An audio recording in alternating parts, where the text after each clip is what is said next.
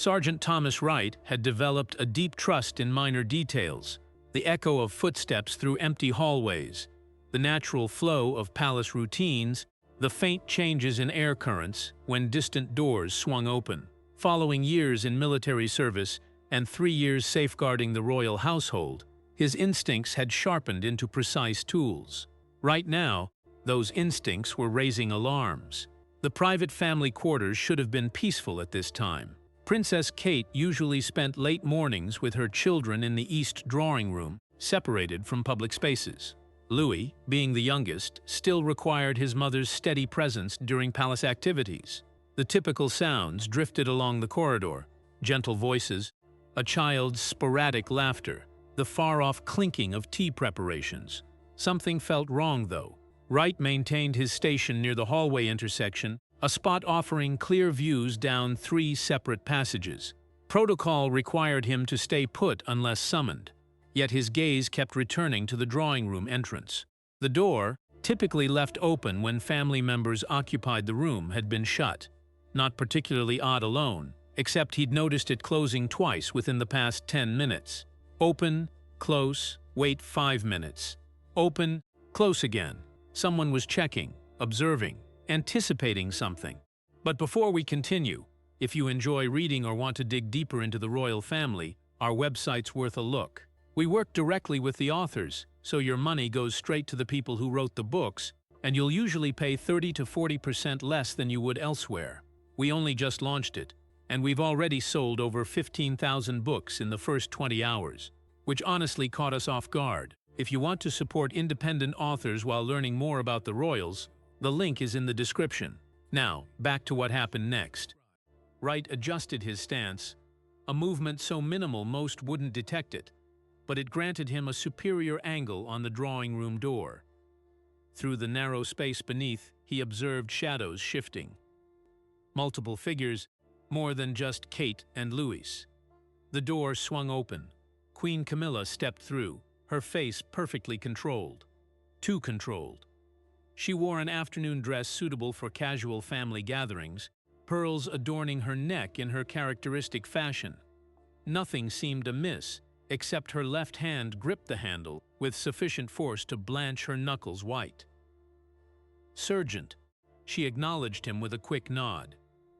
"Your Majesty," Wright responded automatically, his bearing proper yet not excessively formal. She proceeded down the corridor at a measured pace. 10 steps, 15. Then she halted, turned around, and walked back toward the drawing room. Her hand extended toward the handle, paused. She glanced toward Wright, appeared to reconsider, and continued down the hallway instead. Wright's jaw clenched. That wasn't standard conduct. Camilla navigated the palace with intention, with the assurance of someone who'd mastered royal environments. She didn't pace. She didn't waver. The drawing room door opened once more. Kate emerged, young Prince Louis perched on her hip. The child's tiny hands gripped her jacket, his face buried against her shoulder. Kate's face stayed calm, yet Wright caught the subtle indicators. Her free arm wrapped defensively around Louis. Her steps, normally relaxed in private sections, carried a more purposeful quality. She was moving with clear intent, taking Louis somewhere particular. Camilla reappeared around the corner. "Catherine, a moment." Her voice maintained the same pleasant tone she employed in public. Kate stopped but didn't fully rotate. "We're heading upstairs. Louis needs his rest. It'll only take a moment." Camilla closed the gap between them, her smile fixed. "I thought I might spend time with Louis this afternoon, give you a bit of relief. That's thoughtful, but he's unwell today." Kate's voice stayed polite yet firm. "Perhaps later." Wright observed the exchange carefully. Superficially, nothing appeared concerning. Two relatives discussing childcare arrangements, except Louis had been laughing 20 minutes earlier, when Kate initially brought him to the drawing room. Wright had heard it, the child's distinctive giggle resonating through the passage. Now Louis pressed harder against Kate, his small frame tense. "He seems perfectly fine to me." Camilla reached forward, her hand moving toward Louis. Kate shifted smoothly, rotating her body so Louis stayed beyond reach. "I appreciate the offer, but I'd rather take him upstairs now." The atmosphere in the corridor seemed to chill. Camilla's smile remained, but something altered behind her eyes. "Catherine, I'm his grandmother. Surely a brief visit wouldn't be unreasonable." "Not today. I wasn't actually asking." Wright's training activated. The shift in tone, the veiled threat embedded in those 5 words. His body language stayed neutral, but his attention intensified.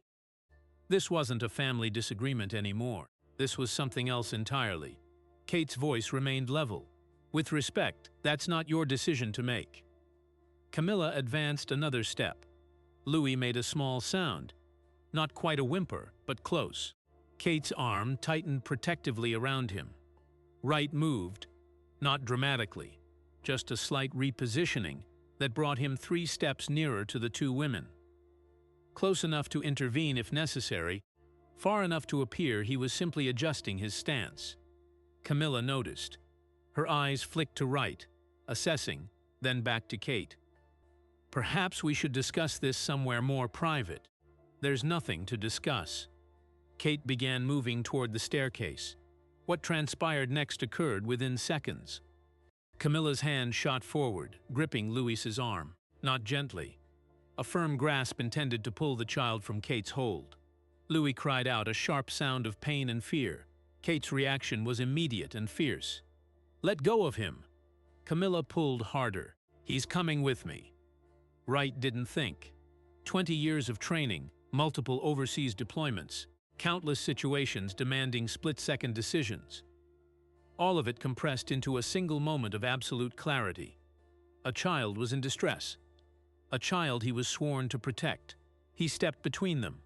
"Ma'am, I need you to release the child."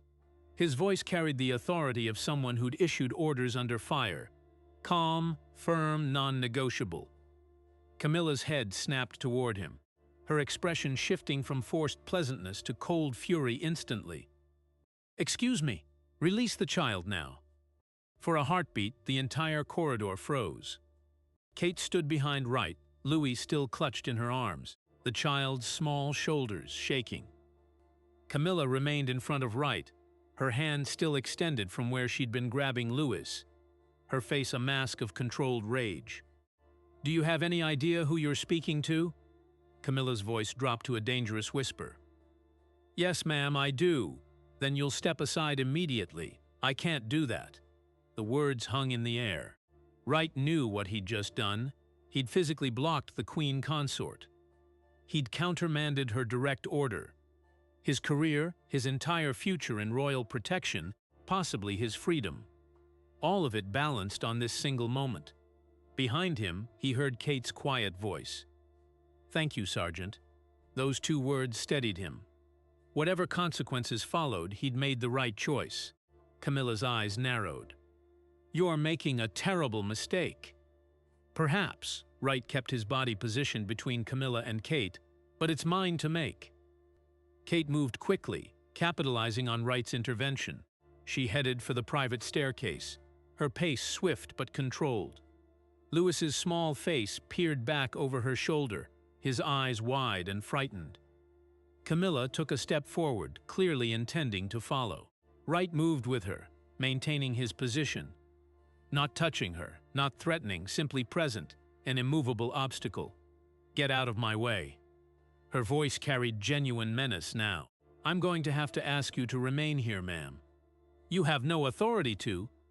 "Actually, ma'am, I do." Wright kept his tone respectful but unyielding. "My primary duty is the safety of the royal family. That includes Prince Louis. I witnessed what appeared to be an aggressive action toward the child. Until I can clarify the situation with my superiors, I need you to stay in this corridor." Camilla's laugh emerged sharp and bitter. "Clarify the situation? I was simply trying to spend time with my grandson. By physically grabbing him while he was crying?" "He was not crying. I heard him, ma'am. The entire exchange." Something shifted in Camilla's expression. The anger remained, but calculation joined it. She was reassessing, considering her next move. When she spoke again, Her voice had modulated back towards something approaching calm. "Sergeant Wright, is it?" She'd remembered his name. That wasn't encouraging. "I think you've misunderstood what you saw. Catherine and I were simply having a disagreement about scheduling." Louis was startled, not hurt. Children that age are easily upset. "I'm sure that's how it appeared from your perspective, ma'am." "It's not my perspective. It's what happened." Wright said nothing. His silence spoke volumes. Camilla's hand moved to her necklace, her fingers touching the pearls. Once, twice, 3 times. A nervous gesture. Wright filed away. "This is absurd. I'm going to speak with my husband about your conduct." "That's certainly your right, ma'am.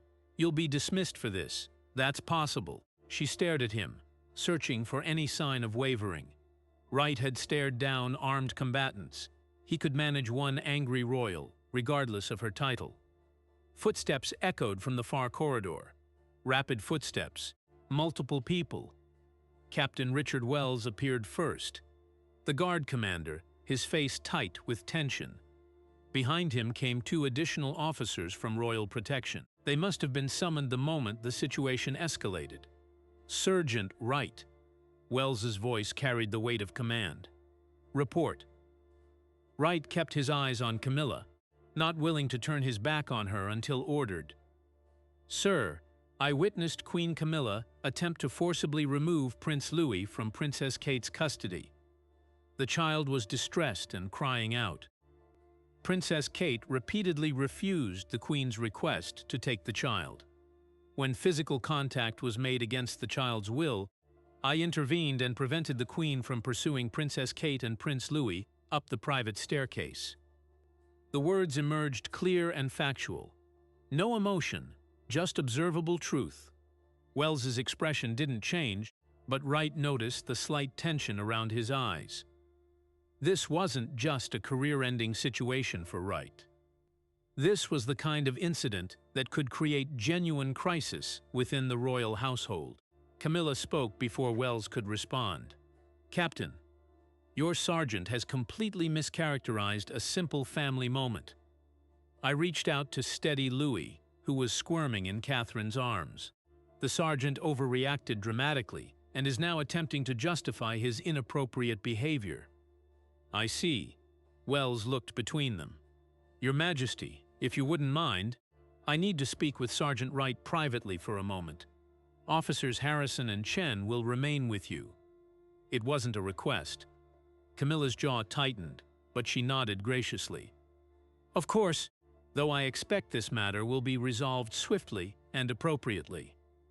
Wells gestured right down the corridor, out of Camilla's immediate earshot. When they were sufficiently distant, Wells spoke in a low, urgent tone. "Tell me exactly what you saw, everything." Wright recounted the entire sequence, the pacing, the hesitation, Kate's protective body language, Louis's distress, the grabbing, every detail in order with precise timing. Wells listened without interrupting. When Wright finished, the captain was quiet for a long moment. "You put yourself between the Queen Consort and where she wanted to go." "Yes, sir." "You understand what that means?" "I do, sir." "Why?" Wright met his commander's eyes. "Because a child was afraid, sir. Because his mother was trying to protect him, and someone was using physical force to override her parental authority. Because everything I saw suggested that child needed protection more than protocol needed following." Wells studied him for several seconds. Then, almost imperceptibly, he nodded. "Princess Kate went upstairs?" "Yes, sir, with Prince Louis." "Good." Wells pulled out his radio. "I'm calling in Senior Palace Administration. This goes above both our pay grades now. You'll need to give a formal statement. Everything you saw, heard, and did. Understand?" "Yes, sir." "And right." Wells lowered his voice further. "Between you and me, you did the right thing. But this is going to get ugly before it gets better." Wright glanced back down the corridor where Camilla stood with the 2 officers, her posture rigid, her expression carved from ice. He noticed her pull out her mobile phone, her fingers moving rapidly across the screen. She was already building her narrative, already reaching out to allies who might support her version of events. Officer Harrison, one of the guards assigned to stay with Camilla, caught Wright's eye. There was something in Harrison's expression, not quite approval, but recognition. Harrison had been on palace duty for 7 years. He'd seen things too. Wells was still on his radio, speaking in low tones to someone Wright couldn't identify. The response on the other end must have been significant because Wells's eyebrows rose fractionally, the captain's version of shock. Understood. We'll secure the area and wait for your arrival. Wells ended the call and turned back to Wright. The private secretary to the king is coming personally. So is the master of the household. This is being treated at the highest level. Wright's stomach tightened. The private secretary rarely involved himself in security matters unless they had serious constitutional implications. This was no longer just about a confrontation in a corridor. This was about the royal family's internal dynamics, about power structures and precedents. Sir, permission to ask a question? Go ahead. Has Princess Kate made a formal complaint? Wells hesitated. Not yet. But Prince William has been informed. He's currently with his wife and son. The captain's expression darkened. And from what I understand, he's not taking this well. That was an understatement, Wright suspected.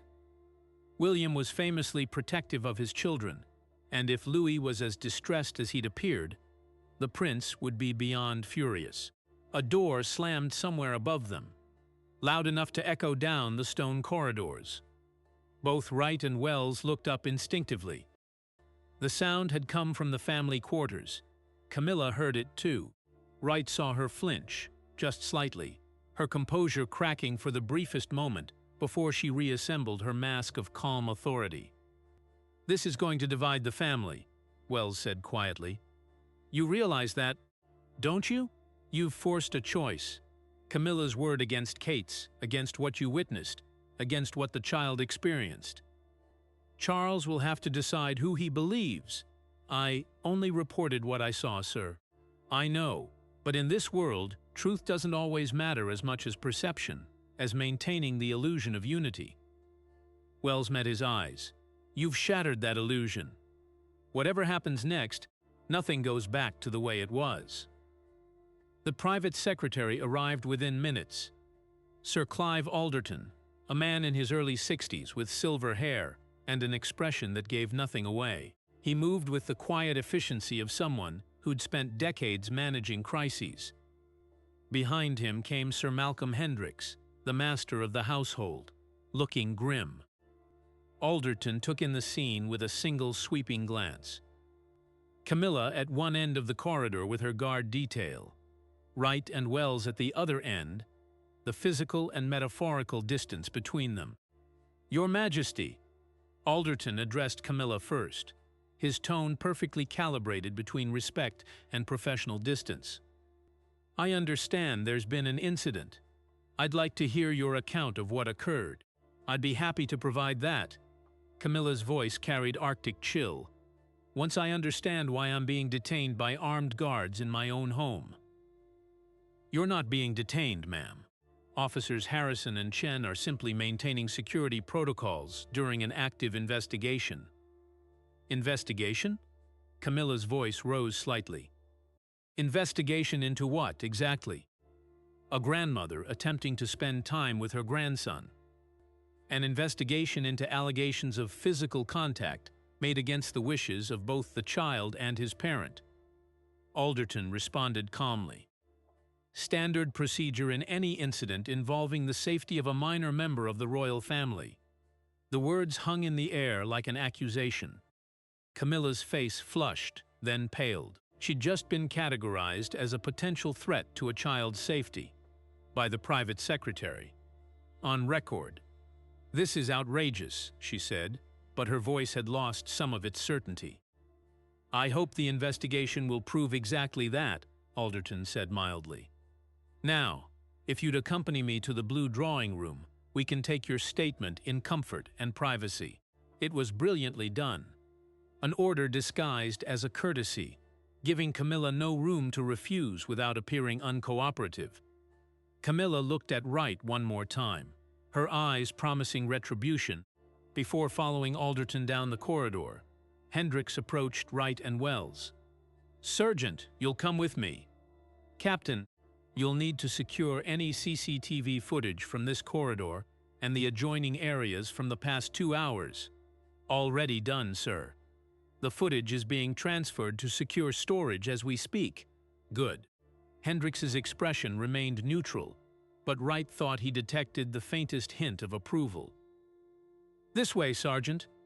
He didn't know it yet, but the next few hours would test everything he believed about duty, honor, and the difference between serving the crown and protecting the people who wore it.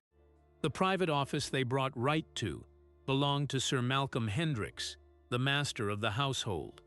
Floor-to-ceiling windows overlooked the palace gardens. Expensive furniture, oil paintings of previous monarchs watching from the walls. Wright had never been in this room before. Most guards never were. Hendricks sat behind an antique desk, his expression unreadable. Late 60s, silver hair perfectly trimmed, a man who'd navigated palace politics for 4 decades. He'd served 3 monarchs, survived countless scandals, managed crises that never reached the public. This was clearly another one. "Sergeant Wright, please sit." Hendricks gestured to a chair across from his desk. Wright remained standing. "This isn't an interrogation. Sit." Wright sat. Hendricks opened a leather folder, removed a single sheet of paper, and slid it across the desk.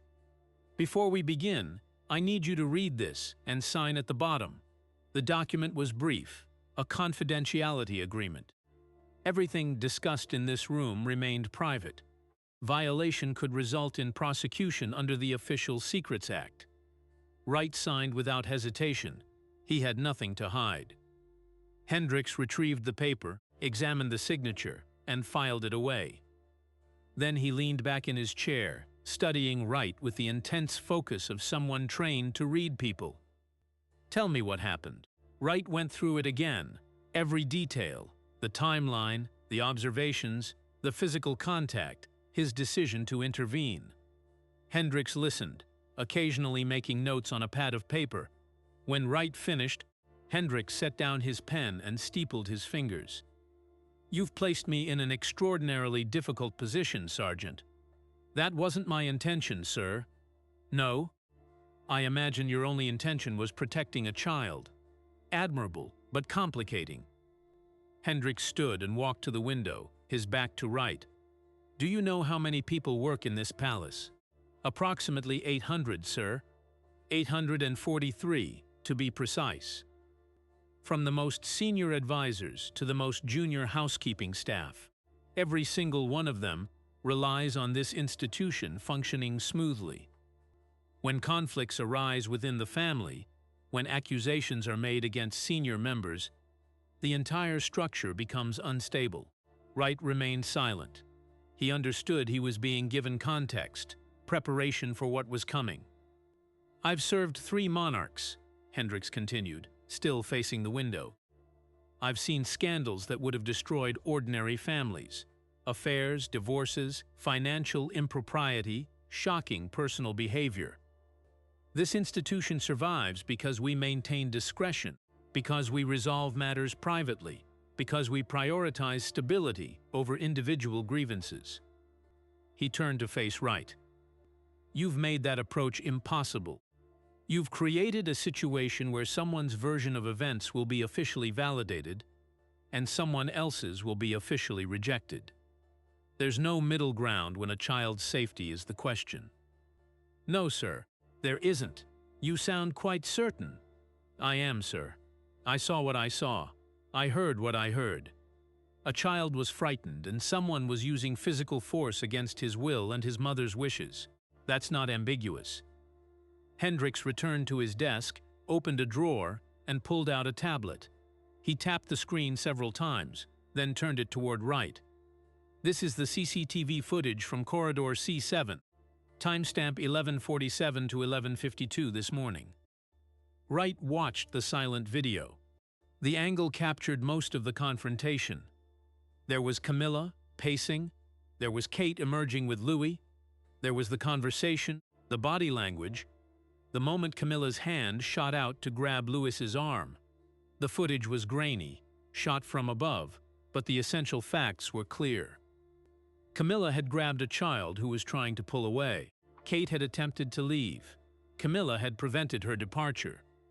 The video has no audio, Hendricks noted, but our technical team has confirmed that Prince Louis's mouth opens in what appears to be a cry of distress at the 11:49:17 mark. The same moment Queen Camilla's hand makes contact with his arm. Wright nodded. The evidence supported his account. "Do you understand what this means?" Hendricks asked quietly. "This isn't he said, she said anymore. We have objective documentation of the Queen Consort physically restraining a child against his will." "Yes, sir." The question now becomes what we do with that information. Hendricks turned the tablet back toward himself. Queen Camilla's statement, which she's currently providing to Sir Clive, will likely characterize this as a misunderstanding. She'll say she was trying to help, that Louis was being difficult, that Catherine overreacted, that you misread the situation. That would be a lie, sir. Yes, it would be. Hendricks met his eyes, but it would also be convenient. It would allow us to smooth this over, to dismiss it as a communication problem, to avoid the enormous complications that come with officially declaring that the Queen Consort behaved inappropriately toward a child. Wright felt his jaw tighten. "You're asking me to change my statement." "I'm not asking anything. I'm explaining the broader context." Hendricks's voice remained neutral. "What you do with that information is your choice." The room fell silent. Wright understood the implicit offer. Modify his account, make it less damning, accept Camilla's version that this was just a family disagreement that got out of hand. His career would be safe. The institution would be protected. Everything would continue as before. Except Louis would learn that his fear didn't matter. Kate would learn that her parental authority meant nothing when it conflicted with senior royals. And the next time Camilla decided to overstep boundaries, there would be no consequence, no deterrent. "My statement stands," Wright said firmly. "Every word of it." Hendricks studied him for a long moment. Then, surprisingly, he smiled. A small, genuine smile. "Good. That's the answer I was hoping for." Wright blinked. "Sir, did you think I was actually asking you to lie?" Hendricks shook his head. "I was testing you, Sergeant. Testing whether you could be pressured or manipulated. You passed." He closed the tablet. "The truth is, we need your statement to be accurate and unwavering, because this situation is going to get significantly worse before it improves." A knock at the door interrupted them. "Enter," Hendricks called. A young woman in palace staff uniform stepped inside. "Sir, Princess Kate is asking to give her statement now." Hendricks nodded. "Show her to the adjoining room. I'll be there shortly." He looked back at Wright. "You'll wait here. Do not leave this office. Do not speak to anyone. Understood?" "Yes, sir." Hendricks left, taking his leather folder with him. Wright sat alone in the silent office. Through the walls he could hear muffled voices from the next room. Kate's voice, steady but strained. He couldn't make out words, only tone. 20 minutes passed. 30. Wright's mind wouldn't settle. He replayed the corridor scene, analyzing every detail. Had he missed something? Had there been a way to de-escalate without direct confrontation? No. Camilla hadn't been in a state to be reasoned with. She'd been focused entirely on getting Louis, on asserting her authority, on winning the confrontation with Kate. A child's comfort had been secondary to her need for control. Wright heard raised voices from the adjoining room. Not shouting, but intense. Kate was clearly providing details that weren't sitting well with whoever else was in there. More footsteps in the corridor outside. Wright recognized the cadence. Military training. Purposeful stride. The door opened without a knock. Prince William stood in the doorway. His face was flushed, his tie loosened, his normally controlled expression showing barely restrained fury. Wright immediately stood. "Your Royal Highness, Sergeant Wright." William stepped into the office and closed the door behind him. "I need to know exactly what happened. Not the official version, not the diplomatic summary. What you actually saw." Wright hesitated. "Sir, I've given my statement to. I know what you told Hendricks. I've read it. I want to hear it from you directly. I want to look you in the eye and know if my son was genuinely in danger, or if this is being blown out of proportion." The raw emotion in William's voice was startling. This wasn't the polished prince who conducted state visits and charity appearances. This was a father who needed to understand what had happened to his child. Wright made a decision. "Your son was frightened, sir. Genuinely frightened. He was trying to stay with his mother, and someone was using physical force to separate them. Princess Kate was attempting to leave, and Queen Camilla prevented her. When I intervened, Prince Louis was crying. William's hands clenched into fists. Did she hurt him? Physically hurt him? Her grip was hard enough to cause distress, sir. I can't say if there was bruising, but the child cried out in pain or fear. Jesus Christ." William turned away, his hand running through his hair in a gesture Wright had seen in countless photographs. "I knew something wasn't right. Kate's been telling me for months that Camilla makes the children uncomfortable.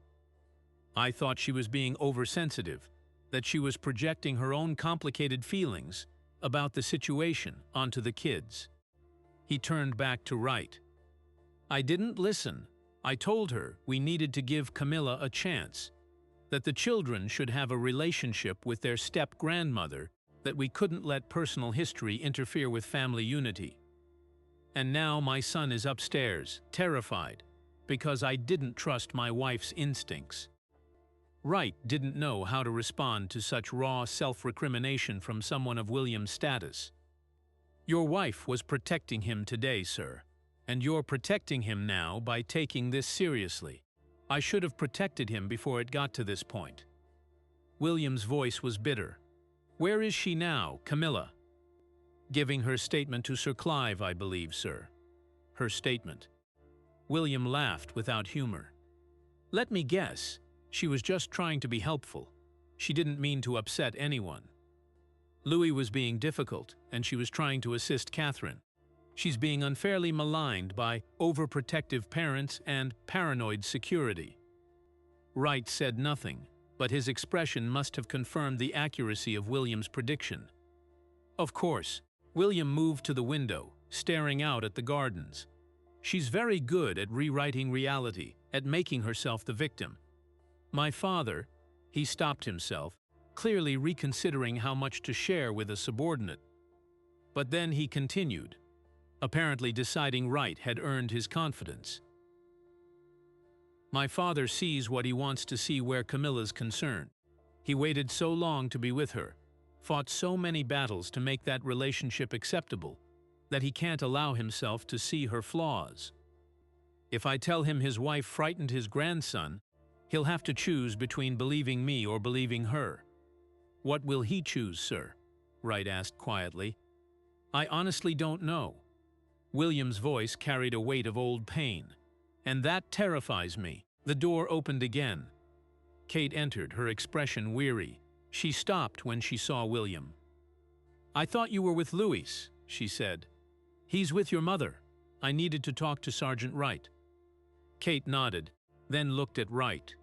"Thank you for your statement, for telling the truth exactly as it happened." "Just doing my duty, ma'am." "No, you did more than your duty. You risked your career to protect my son when you could have looked the other way, told yourself it was a family matter, let it play out." She moved closer to William. "Hendricks and Alderton want to see us both. They've reviewed all the evidence." William straightened, his royal bearing reasserting itself. "Then let's get this over with." As they turned to leave, Kate looked back at Wright. "Whatever happens next, You should know that William and I will support you completely. If they try to discipline you for this, if Camilla pushes for your dismissal, we'll fight it. Thank you, ma'am." After they left, Wright was alone again with his thoughts and the ticking of an antique clock on Hendrix's desk. Each second felt heavy with consequence. The door opened. Hendrix returned, but he wasn't alone. Princess Anne entered the office. Wright immediately stood. The Princess Royal wore riding clothes, suggesting she'd been pulled from the stables. Her expression carried the no-nonsense intensity she was known for. "Sit down, Sergeant." Anne's voice was brisk and direct. "This isn't a formal interview." Wright sat. Anne remained standing, her arms crossed. "I've just spoken with my sister-in-law," Anne said. "She's described what happened in that corridor. I've also read your statement. They match almost exactly." Wright felt something loosen in his chest. "Almost," Anne continued. "Catherine says you prevented an escalating situation from becoming worse. She says Louis was frightened and that Camilla's actions had moved beyond a simple disagreement. She says you acted appropriately." "Thank you, ma'am." "Don't thank me yet." Anne's eyes narrowed.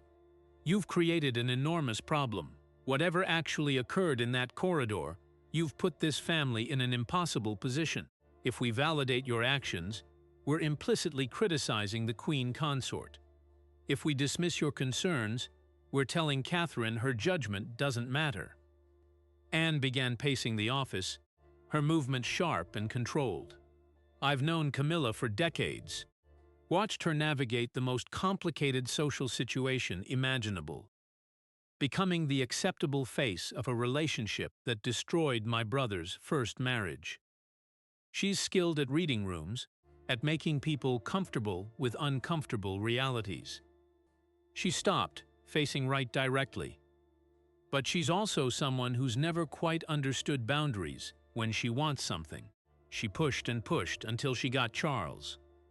She pushed until she got the title of Queen Consort instead of Princess Consort. And now, it seems, she's pushing to establish control over the grandchildren." "You believe my account, ma'am?" Wright asked carefully. "I believe my nephew's wife, who has never been anything but measured and reasonable in the years I've known her. I believe the evidence of my own observations. The way Camilla's face changes when she doesn't get what she wants, the calculation that appears behind her carefully maintained warmth. And yes, Sergeant, I believe you." Hendrix spoke from behind his desk. "We've verified one additional element. Palace CCTV captured parts of the incident." Wright's pulse quickened. He'd forgotten about the cameras. "The corridor you were in has 2 cameras," Hendrix explained. "One shows Queen Camilla pacing, repeatedly checking the drawing room. The other shows the moment of physical contact. The footage confirms your description. Queen Camilla's hand did grip Prince Louis's arm. The child did cry out. You did position yourself between them." Anne's expression hardened. "So we have video evidence that Camilla physically grabbed a child who was clearly distressed and attempted to remove him from his mother against both their wills." "That's one interpretation," Hendrix said carefully. "It's the only reasonable interpretation." Anne's voice carried an edge. "I've seen the footage. That wasn't an affectionate grandmother. That was someone determined to get her way regardless of the child's wishes." The office door burst open without a knock. Prince William entered, his face flushed with barely controlled anger. He still wore the suit from his morning engagement, his tie slightly loosened. Behind him, 2 protection officers looked uncertain whether they should have stopped him. "Where is she?" William's voice carried through the office. Anne held up a hand. "William, you need to. I just came from upstairs. From my son. Do you know what state he's in?" William's fury was directed at everyone and no one. "He's terrified, actually shaking. Kate can barely calm him down." Hendrix stood. "Your Royal Highness, you're handling it by questioning the man who protected my child." William's eyes landed on Wright. "Sergeant, You're the one who stopped her? Wright stood. Yes, sir. Then you have my gratitude. William's voice was absolute. Whatever she's saying, whatever story she's spinning, I don't want to hear it. I know my son. I know when he's frightened, and I know the difference between normal upset and genuine trauma. Anne moved closer to her nephew. What did Louis say? William's jaw tightened. He didn't want to talk at first, just kept holding on to Kate. Finally, he told her that Camilla had been following him around the drawing room, making him uncomfortable. When Kate tried to leave with him, Camilla wouldn't accept no for an answer. He's very young, Hendricks said carefully. Children sometimes misinterpret. He's young, not stupid, William cut him off. And this isn't the first time. The room went silent. Wright watched William's expression, seeing something he recognized. The look of someone who'd been holding information back, waiting for the right moment, or perhaps waiting for the situation to become impossible to ignore. Anne spoke quietly. What do you mean, not the first time? William ran a hand through his hair, a gesture of frustration and exhaustion. There have been other incidents, small things. Charlotte mentioned that Camilla makes her uncomfortable. George once told us that Camilla tried to take him somewhere without asking Kate or me first. We thought maybe we were being oversensitive, that we were projecting our own complicated feelings about the situation. Why didn't you report this? Hendricks demanded. Report what? That our children don't particularly like their step-grandmother, that she's perhaps overstepping boundaries, trying to establish a relationship. William's voice carried bitter irony. We tried to manage it quietly, set clearer boundaries, ensure the children were never alone with her. Today was supposed to be supervised family time. Wright's mind raced. This changed everything. This wasn't an isolated incident. This was a pattern. Anne's expression had gone from stern to genuinely concerned. We need to speak with Charlotte and George. Not without Kate and me present, William said firmly. Of course. Anne looked at Hendricks. Make the arrangements. Private room, just family. Hendricks nodded, already reaching for his phone. William turned back to Wright. You risked your career to protect my son. I won't forget that. I was just doing my job, sir. No, you did more than your job. Your job was to stand at your post and follow protocol. You saw a child in distress, and you chose that child over your career, your reputation, everything. William extended his hand. Wright shook it, the gesture feeling surreal in this formal office. Right now, Camilla is with my father, William continued, presenting her version of events, painting herself as the victim of an overzealous guard and his paranoid daughter-in-law. She's very good at that. Your father will need to hear all perspectives, Anne said diplomatically. My father will hear what he wants to hear. William's voice carried years of accumulated tension. He'll want to believe her. It's easier than accepting that his wife has a problem with boundaries where his grandchildren are concerned. The office door opened again. This time it was one of Anne's personal staff. Ma'am, King Charles is requesting your presence and Prince William's immediately. Anne and William exchanged glances. This is it then? William said quietly. Anne nodded. She looked at Hendricks. Keep Sergeant Wright here. Don't let anyone else question him until we return. Understood, ma'am.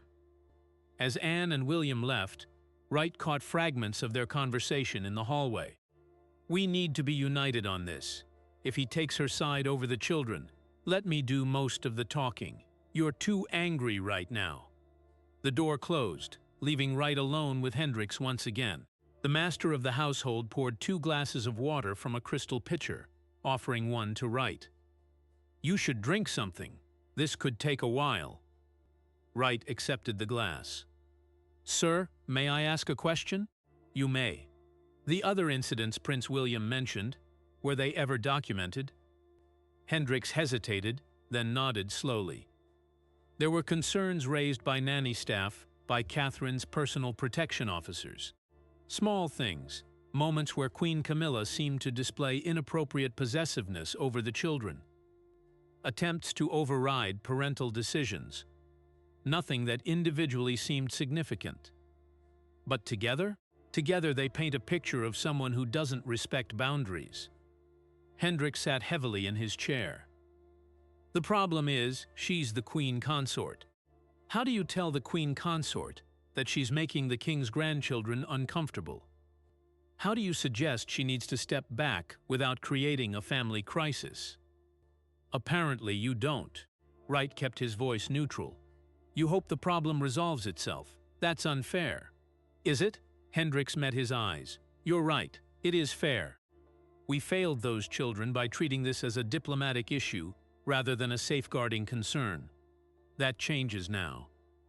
Wright sat in silence, processing everything. The scope of this situation was far beyond what he'd imagined when he'd stepped between Camilla and Kate in that corridor. He'd thought he was intervening in a single confrontation. Instead, he'd exposed a pattern of behavior that had been quietly tolerated, carefully managed, diplomatically avoided. What happens if the king sides with Camilla? Wright asked. Hendricks was quiet for a long moment.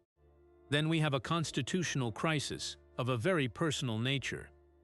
A monarch choosing his wife over the safety and comfort of his grandchildren, over the parental authority of the future king. It would create a fracture in the family that might never heal. And if he sides with Prince William and Princess Kate, then his marriage becomes significantly more complicated, and Camilla loses whatever trust and influence she's built over the years. Either outcome damages the institution. With respect, sir, the institution was already damaged if it allowed this pattern to develop unchecked. Hendricks looked at Wright with something that might have been respect. You're quite right, Sergeant, though I'd appreciate if you didn't repeat that assessment outside this office. 40 minutes passed. Wright sat in silence, his mind running through every possible outcome. Best case, vindication, but permanent awkwardness in his role. Worst case, dismissal, possible prosecution for insubordination, blacklisting from any future security work. He thought about Lewis's small face, the fear in those young eyes. Worth it. Whatever came next, it was worth it. The door finally opened. Anne entered first, her expression grim. William followed, his jaw tight with suppressed emotion. Behind them came another figure Wright hadn't expected, King Charles himself. Wright immediately stood to attention. Charles looked older than his public photographs suggested. The weight of the crown showed in the lines around his eyes, the slight stoop of his shoulders. He studied Wright for a long moment before speaking.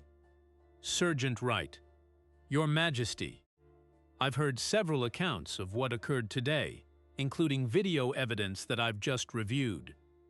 Charles's voice carried carefully controlled emotion. I've also spoken with my son, with my sister, with my daughter-in-law, and yes, with my wife. Wright waited, barely breathing. What you did today was extraordinary and complicated.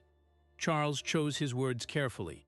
You prioritized the safety of a child over the smooth operation of royal protocol. That's simultaneously commendable and problematic. Here it comes, Wright thought. The careful dismissal, the quiet removal from service. It's commendable because you were right, Charles continued. The situation had escalated beyond normal family dynamics. Prince Louis was genuinely distressed. Your intervention prevented further escalation. Wright felt William shift beside the king, his surprise evident. It's problematic, Charles went on, because it exposed serious issues within my family that should have been addressed privately long before today. Issues that multiple people noticed, but no one felt empowered to properly report. That's on us, not on you, Sergeant, Anne spoke up. Sergeant Wright will be commended for his actions today. Any suggestion of disciplinary action is rejected entirely. William added, and he'll continue in his current assignment. My children trust him now, that matters. Charles nodded slowly. There will be changes. Immediate changes. Queen Camilla will no longer have unsupervised access to the whale's children. Any visits will be scheduled in advance and supervised by parents or approved staff. This is non-negotiable. Wright couldn't quite believe what he was hearing. The king was taking Kate and William's side, actually restricting his wife's access to the grandchildren. "What did she say?" William asked his father. "When you confronted her?" Charles's expression tightened. She maintained she was simply trying to spend time with Louis, that everyone overreacted, that she's being unfairly characterized. "Did you believe her?" A long pause. "I saw the video, William. I saw her face when you blocked her path, Sergeant. That wasn't a confused grandmother. That was someone angry at being denied something she felt entitled to take." The admission hung in the air, heavy with implications. Anne touched her brother's arm gently. "This will be difficult." "Yes," Charles's voice was quiet. "It will be." He turned back to Wright. "You'll give a full written statement. Every interaction you've witnessed between Queen Camilla and the children, even small things. We're conducting a comprehensive review." "Yes, Your Majesty." "And Sergeant," Charles met his eyes, "thank you for having the courage to act when others might have looked away." Wright felt the full weight of those words. This wasn't just about today. This was about all the other moments when people had noticed something wrong and stayed silent, when institutional loyalty had overridden child welfare. "I was just protecting them, sir. That's the job." "Yes," Charles said softly. "It is. I wish more people understood that." The king left Anne and Hendricks following. William lingered behind for a moment. "Kate wants to thank you herself," he said. "Come upstairs in an hour when Louis has settled." "That's not necessary, sir." "Yes, it is." William's voice was firm. "You need to see that he's all right. You need to know your actions mattered." He left before Wright could respond. Wright stood alone in the office, processing everything that had just occurred. He'd expected consequences. He'd prepared for dismissal, for public shame, for the end of everything he'd built. Instead, he'd been thanked, vindicated, protected. But as he looked out the window at the palace gardens, perfect and manicured and controlled, he knew the real battle was just beginning. Camilla wouldn't accept these restrictions quietly. The palace would face questions if any of this leaked. And somewhere in these elegant corridors, a woman who'd just been publicly rebuked by her husband and stepchildren was calculating her next move. Wright didn't know it yet, but the confrontation in the corridor was only the beginning. The real test of his conviction and the royal family's commitment to protecting the youngest members was still to come. What happened next? Remember to subscribe. Leave a comment. Would you have risked everything in Wright's position? Now, here's what unfolded in the critical hours that followed. An hour later, Wright stood outside the private family quarters. He'd been to this floor before, but never inside the actual residence. A member of Kate's personal staff opened the door, her expression warm. "Sergeant Wright, please come in." The space felt different from the formal palace rooms.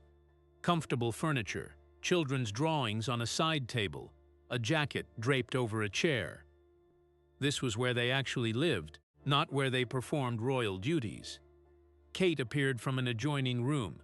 She'd changed into casual clothes, her hair pulled back. She looked exhausted but composed. "Sergeant, thank you for coming." She gestured to the sitting area. "Please sit." Wright remained standing. "How is Prince Louis, ma'am?" "Better now. Still shaken, but better." She studied him for a moment. "William told me what's happened downstairs, that the king supported your actions." "Yes, ma'am. I need you to understand something." Kate's voice carried quiet intensity. "What you did today, you didn't just protect Louis in that corridor. You validated every instinct I've had for months that something wasn't right. Every time I questioned myself, wondered if I was being overprotective or unfair, you proved I wasn't imagining things." Wright didn't know how to respond to that. Kate continued, "As a mother, I'm supposed to be able to protect my children. But in this world, with these protocols and hierarchies, sometimes that's not straightforward. Today you gave me back that power. You said my son's safety mattered more than keeping the peace. Any decent person would have done the same, ma'am." No, they wouldn't have.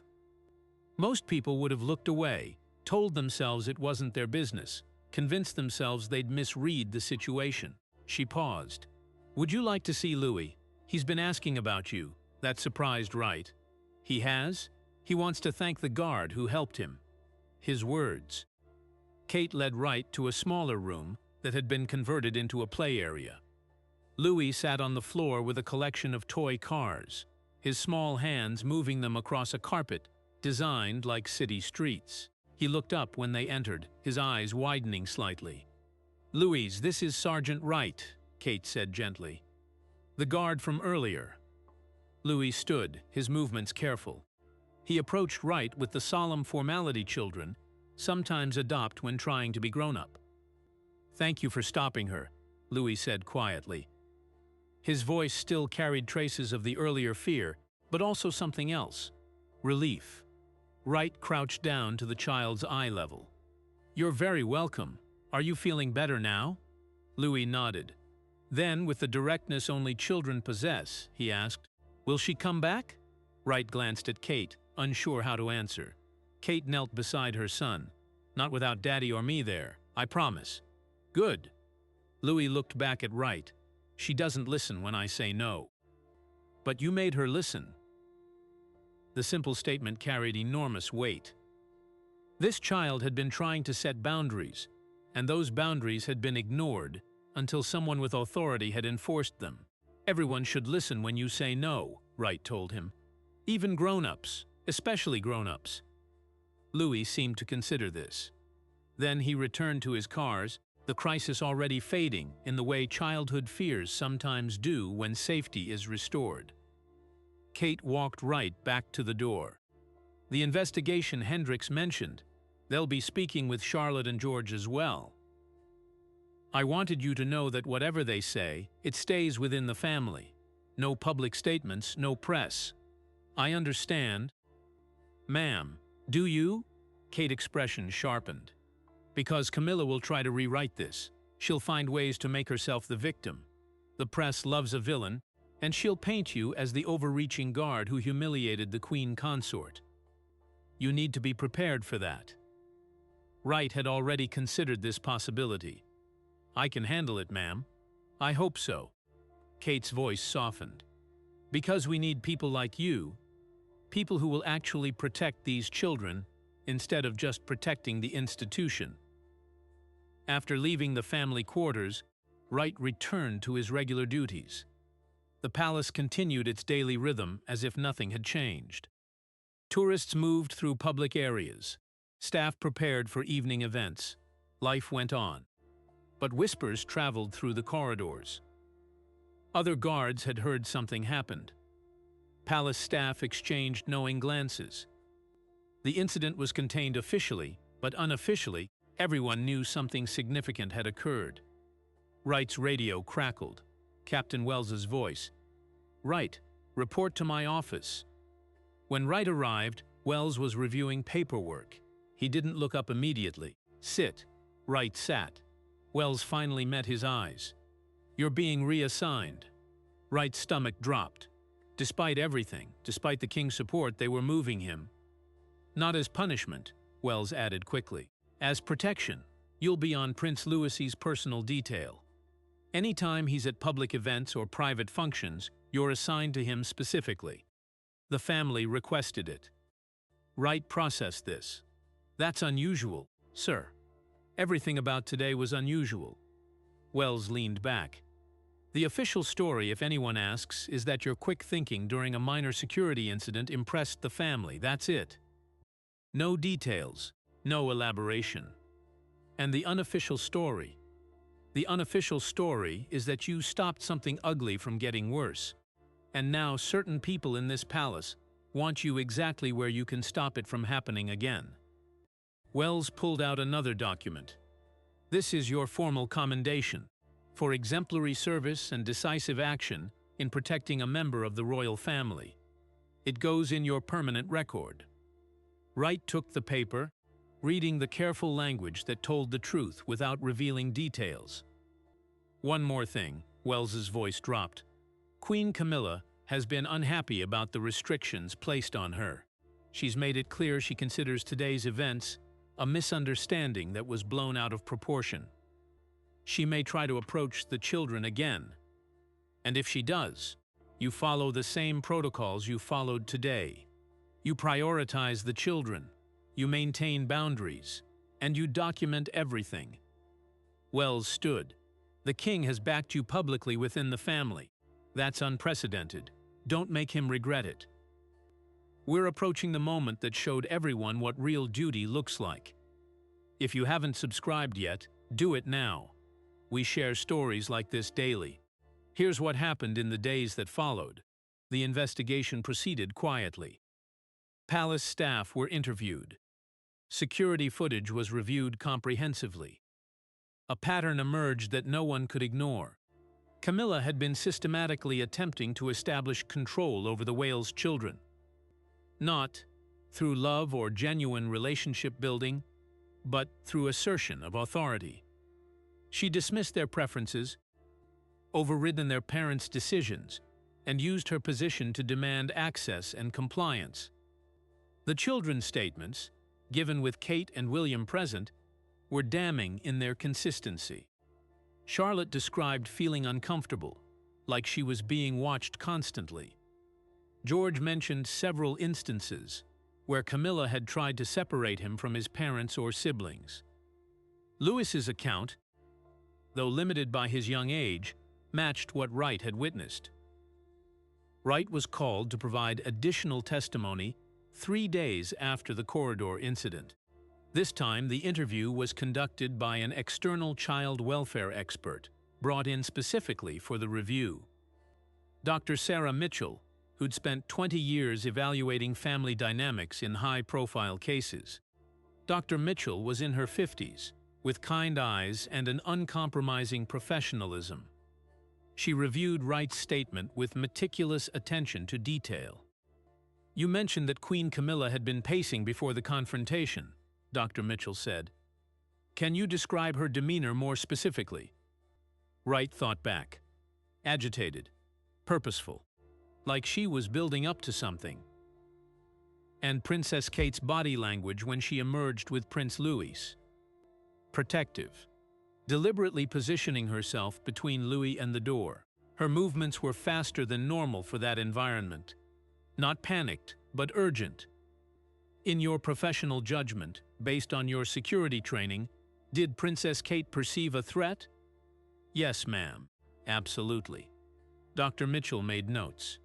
And when Queen Camilla grabbed Prince Louis' arm, you described his reaction as crying out.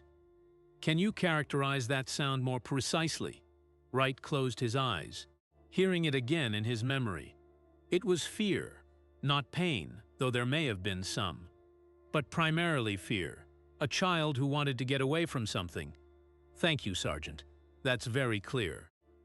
Dr. Mitchell's report, when it was completed, would use carefully clinical language to describe a pattern of behavior that was concerning, boundary-violating, and potentially harmful to the emotional well-being of the minor children involved. It would recommend strict supervision, clear protocols, and therapeutic intervention for the family dynamic. In other words, it validated everything Wright had witnessed and everything Kate and William had been quietly managing for months. The palace response was swift and surgical. Camilla remained queen consort. She attended public functions. She performed her royal duties. But privately, walls had been erected.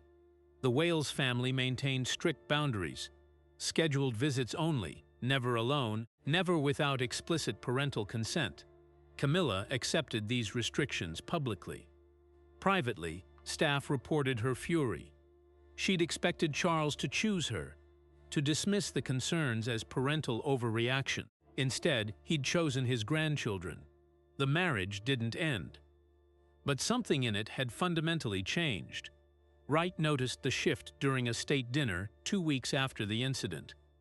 He was on duty, positioned where he could observe the royal family's table. Camilla sat beside Charles, performing her role with practiced grace. But when George approached with William to greet foreign dignitaries, Camilla's hand moved as if to touch the boy's shoulder, then stopped, hovering in mid-air, before returning to her lap. She'd remembered the boundaries. She'd stopped herself. George didn't even notice the aborted gesture. He was focused on practicing the formal greeting William had taught him, making his parents proud. But Wright noticed, and from across the room, he saw William notice too. The prince's expression didn't change, but his posture relaxed fractionally. The restrictions were working. 2 weeks after the corridor incident, Wright stood at his post during a public event. Louis was attending with his parents, one of his first appearances since that day. The child stayed close to Kate, but he was smiling, waving to crowds with the natural charm of someone who felt safe again. Camilla was present too, several rows away, performing her role with practiced grace. She didn't look at Louis, didn't approach Kate, maintained perfect public composure. But Wright noticed the tension in her shoulders, the tight smile, the way her hands gripped her handbag with white-knuckled force.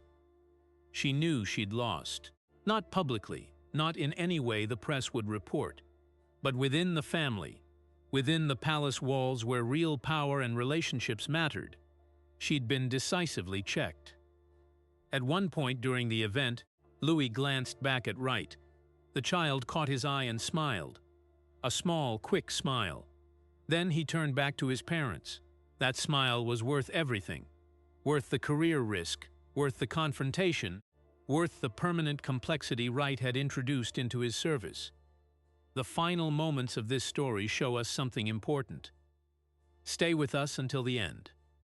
Now, here's what happened next. Princess Anne approached Wright a month later during a shift change. She rarely spoke directly to individual guards, so her attention drew curious glances. "Walk with me a moment, Sergeant." They moved to a quieter corridor away from other staff. Anne didn't waste time on pleasantries. "I wanted you to know that the review is complete. The recommendations have been implemented. There are now formal protocols for any concerns regarding family members' interactions with the children. Multiple witnesses required for certain situations. Documentation requirements. Things that should have existed already." "That's good to hear, ma'am. It's necessary, and it only happened because you refused to look away." Anne's expression softened slightly. "My brother sometimes struggles with difficult truths about people he loves. You forced him to confront one he'd been avoiding. The children are safer because of it." Wright nodded, unsure what to say. "One other thing." Anne's voice carried an edge. "If you ever witness something similar again, not just with Camilla, with anyone, you act exactly as you did, immediately, without hesitation. You have my personal backing on that." "Thank you, ma'am. Don't thank me. Just keep doing what you did. The institution survives because of people willing to prioritize what's right over what's easy." She left him standing in the corridor, those words echoing in his mind. 3 months later, Wright observed something that confirmed Anne's wisdom. During a family gathering, Camilla approached the children's area. She stopped at the boundary that had been established, looked at Kate and William, and waited for invitation. The invitation didn't come. Camilla smiled tightly, turned, and walked away. The boundaries held. The children remained protected. And Wright understood that his actions in that corridor hadn't just saved Louis from one frightening moment. They'd established a precedent that would protect all 3 children going forward. But the situation wasn't finished yet. Camilla might have accepted the restrictions in practice, but she was working to change the narrative in other ways. Wright started noticing small things. Camilla's lady-in-waiting having quiet conversations with certain members of the press corps. Carefully worded statements about family healing and unfortunate misunderstandings appearing in tabloids. Stories about how difficult it was for Camilla to build relationships with step-grandchildren when their mother was protective to the point of paranoia. Kate noticed too. One afternoon, Wright was on duty outside a private meeting room when he heard raised voices inside, not shouting, but intense disagreement. Another piece in the mail suggesting, "I'm keeping the children from their grandmother out of spite." That was Kate's voice, strained with frustration. William's response was too quiet to make out, but Wright heard Kate's reply clearly. "I know we can't control the press, but these stories are too specific to be coincidence. Someone is feeding them details, spinning the situation to make her look like the victim." More muffled conversation, then Kate again. The children read, "William, Charlotte is old enough to see these headlines. How do we explain that the woman who frightened her brother is being portrayed as a loving grandmother, being kept away by her mean mother?" The door opened suddenly. Wright snapped to attention, but not before Kate saw his expression, the confirmation that he'd overheard. She studied him for a moment. "Sergeant Wright, how long have you been stationed here?"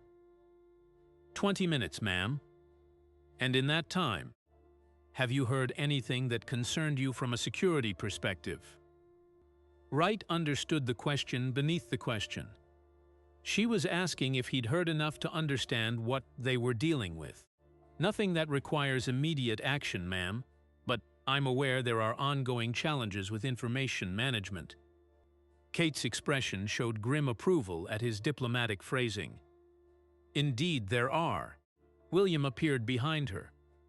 "We need people we can trust absolutely," he said to Wright. "People who understand that protecting my children isn't just about physical safety. It's about protecting them from narratives designed to make them doubt their own experiences." "I understand, sir. Do you?" William's gaze was intense.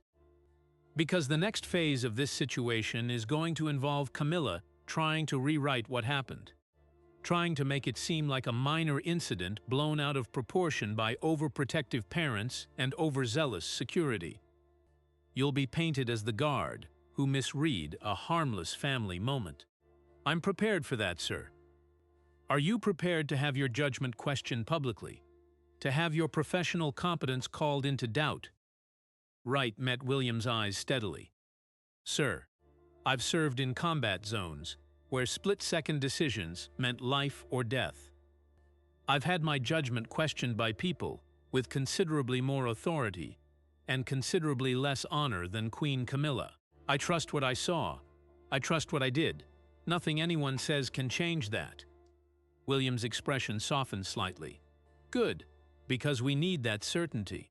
We need you to remain absolutely clear about what happened, because there will be pressure to soften it, to reframe it, to make it less damning." Kate added, "The formal investigation supports our account. Dr. Mitchell's report is unambiguous, but that report is confidential. The public will never see it. All they'll see is carefully placed stories, suggesting that concerns were overstated, that the situation has been resolved amicably, that Camilla is a devoted grandmother who just wants to spend time with her step-grandchildren.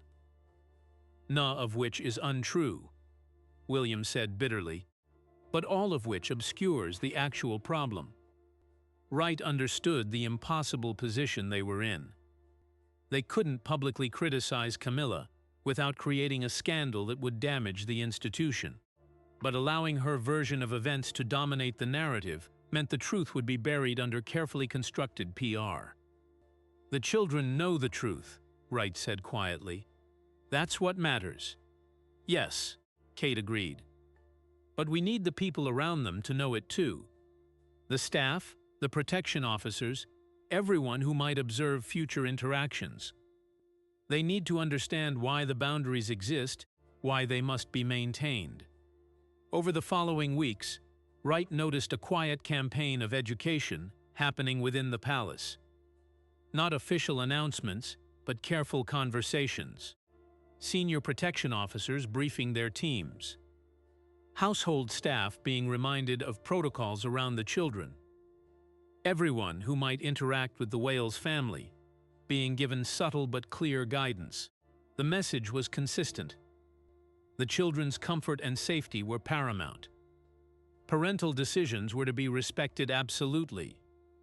Anyone who observed concerning behavior was to report it immediately, regardless of who was involved. It was a systematic effort to ensure that what had happened with Camilla couldn't happen again, with her or anyone else. Wright was part of those briefings, sharing his observations without naming names, describing what boundary violations looked like, how to recognize when a child was uncomfortable versus when they were simply being shy or tired.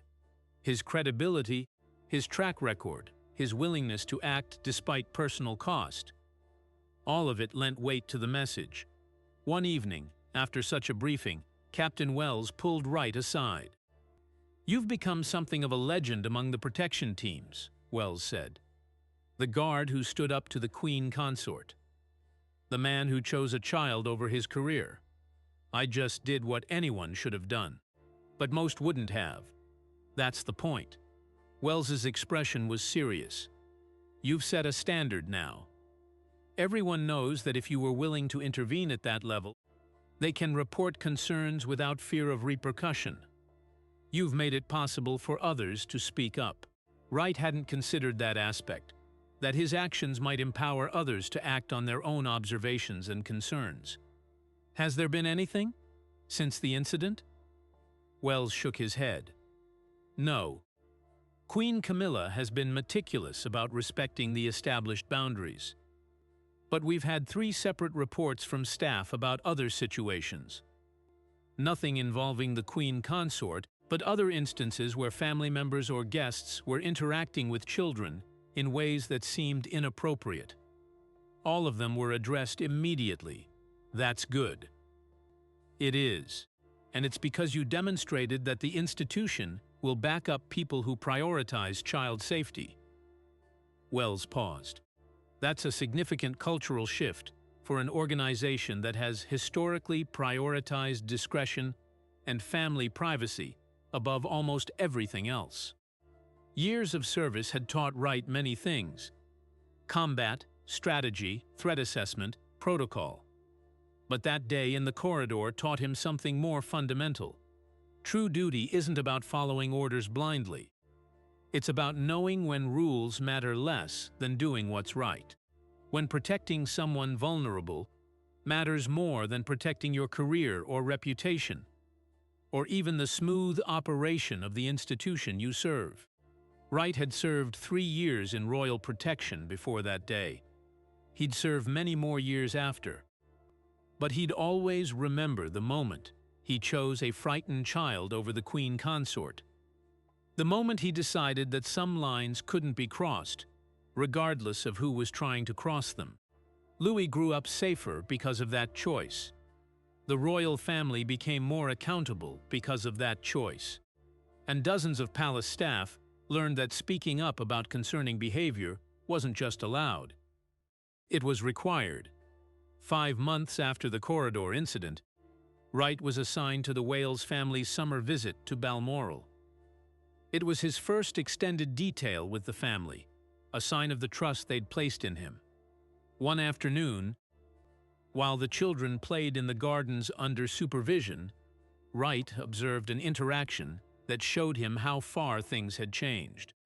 Camilla approached the garden area where Charlotte and Louis were building a fairy house from sticks and moss. William and Kate were nearby, close enough to supervise but giving the children space to play. Camilla stopped at the edge of the garden space, clearly visible, but not approaching the children directly. She waited. William noticed her, exchanged a glance with Kate, then called to Charlotte. "Granny Camilla is here if you'd like to say hello." Charlotte looked up, considered for a moment, then shook her head. "I'm busy with Louis right now." It was a simple, honest child's response. Not rude, not defiant, just a statement of preference. The old Camilla might have pushed, might have walked over anyway, might have insisted that Charlotte could spare a moment for her grandmother. The new Camilla, the Camilla who'd learned that boundaries would be enforced, smiled and nodded. "Of course, darling. Another time then." She turned to leave, and as she did, Wright saw her expression flicker. Pain, resentment, frustration. All carefully hidden behind her public mask, but visible for just a moment. He understood then that this situation had no winners. Camilla had lost the easy access to her step-grandchildren that she'd wanted. The children had lost the possibility of an uncomplicated relationship with their step-grandmother. Kate and William had to maintain constant vigilance instead of relaxing into family dynamics. Charles was caught between his wife and his son's family. But the children were safe.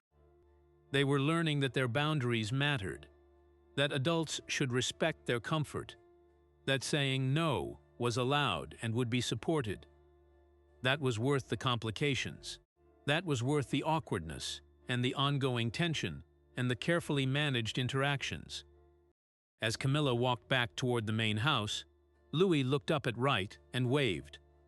The casual, unself-conscious wave of a child who felt secure in his environment. Wright waved back, a small gesture that meant everything. If this story showed you something about royal guards you didn't know, make sure you're subscribed. We share these untold stories from inside the palace every single day. Drop a comment.